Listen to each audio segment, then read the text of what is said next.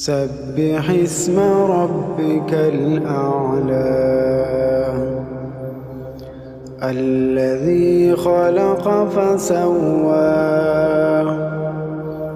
والذي قدر فهدى